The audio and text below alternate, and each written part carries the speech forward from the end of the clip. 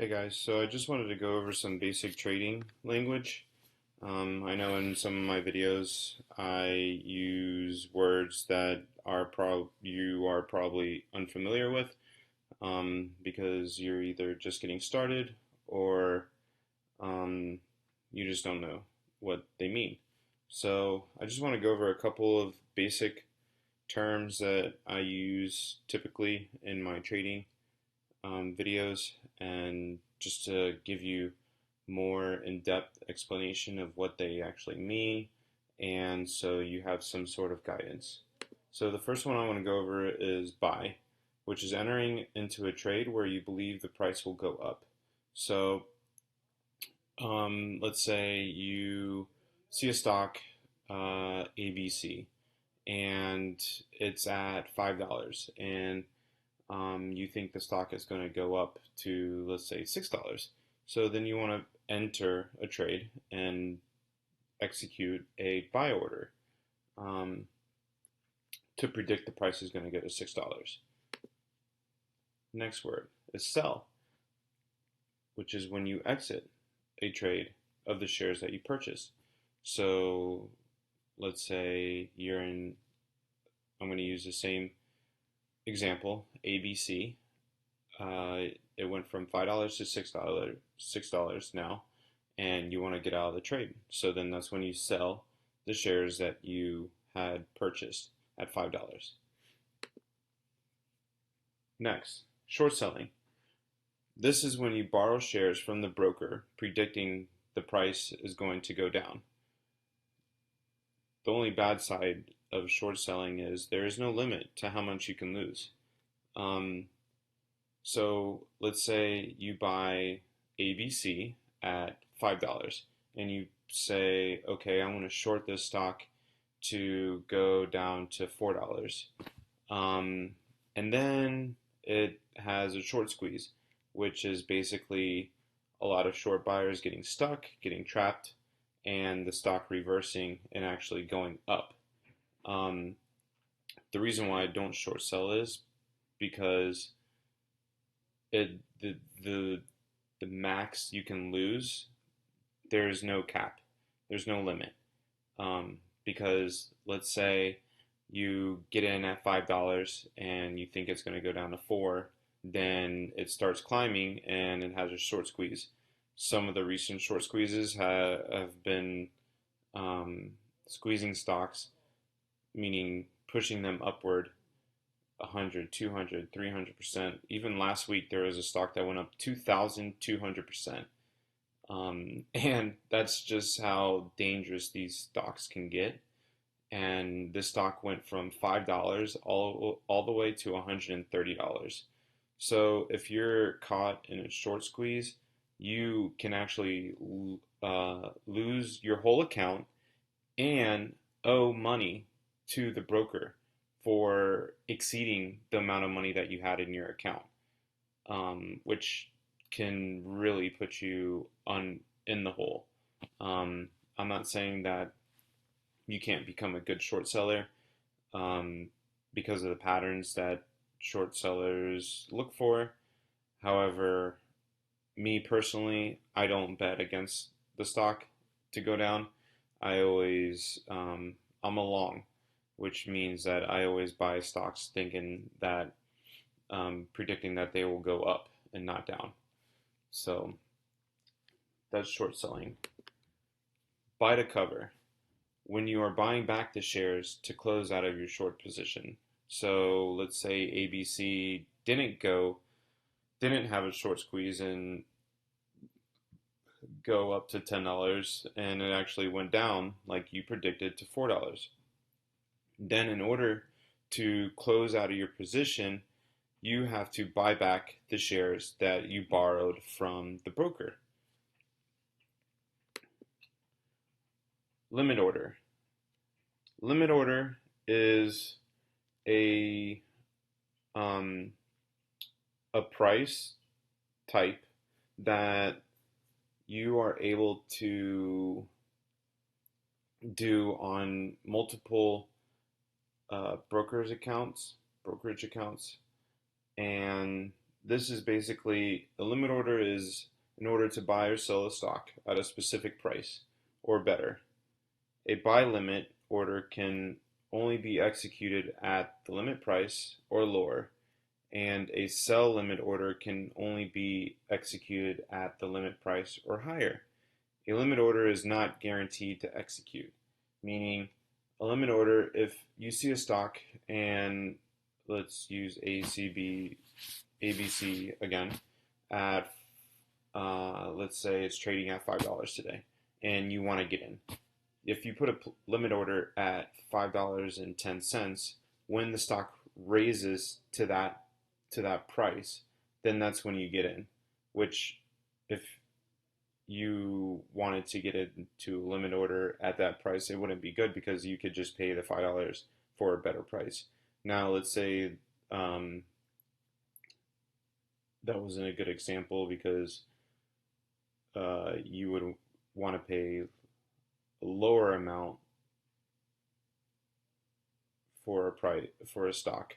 So let's say at 490 and the stock drops to 490. When it touches 490, that's when the broker that's when your buy will execute. When it drops to that price and you can enter, that's when the price that you predicted will execute, and you will have the shares that you purchased. A market order. A market order is a buy or sell order to be executed immediately at the current price, at the current market prices. As long as there are willing sellers and buyers, market orders are filled. So let's say you see a stock plummeting and you want to hurry up and get out and don't care what price you get out, then use a market order. When I don't, me personally, I don't use market orders because before I enter a trade, I always have a game plan of when I'm going to enter and when I'm going to exit. And that helps me eliminate any emotions involved. That helps me eliminate any gambling, any risk taking, and so forth. All those different thoughts. It helps me eliminate all of that and helps me stick to my game plan. I highly recommend before you enter in any trade that you write down a game plan. And this is what helps me. It might not help you, but I typically write down a game plan. I usually write down my emotions, what I'm thinking before I enter the trade, what price I want to enter, what price I want to exit. Then, if the trade doesn't go my way, then I come up with an exit plan. If it reverses and let's say goes below 10 cents, then I'm getting out of the trade, because there's going to be more trades to come. The market is open all the time, except for the weekends. Um, and it's not going anywhere, and tomorrow's another day. So why am I going to risk half of my account or um, risk a trade going against my plan and end up losing more than I had originally predicted and wanted? I've done it plenty of times through experience, and it's terrible. I go from being down $200 to being down $1,500 in the matter of minutes. And when you go through that and those emotions sit and you think about it and you beat yourself up for it continuously, it sucks. But hopefully, my experience speaking it to you and through this video, you can learn from my mistakes to eliminate that and shorten your learning curve. So kind of got off the topic there a little bit, but it's all right because um, I'm here to help as much as possible, and I just want you to be able to hear my experience, so that way it encourages you to do just that. Write down a game plan and just stick to what you write down. It makes trading so much easier and stress free, you know? So, next one, resistance. Resistance is the upside of a stock. The upside of a stock has a big demand of selling interests. So, um, it'd be easier to show you a graph, and I wish I had a graph on here, but I will make another video of these key levels, basically resistance and support, just so you can have an idea of what they mean and how to physically see them on a graph. And I'll come up with um, a couple of different charts just so that just so I can just show you. Then we have support. The downside of a stock has a big demand of buying interest.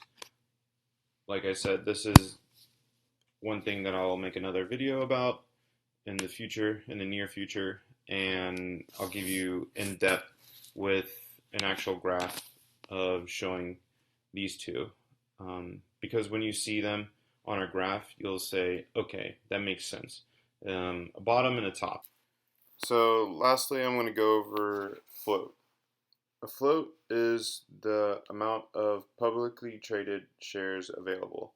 This does not include shares held by insider investments.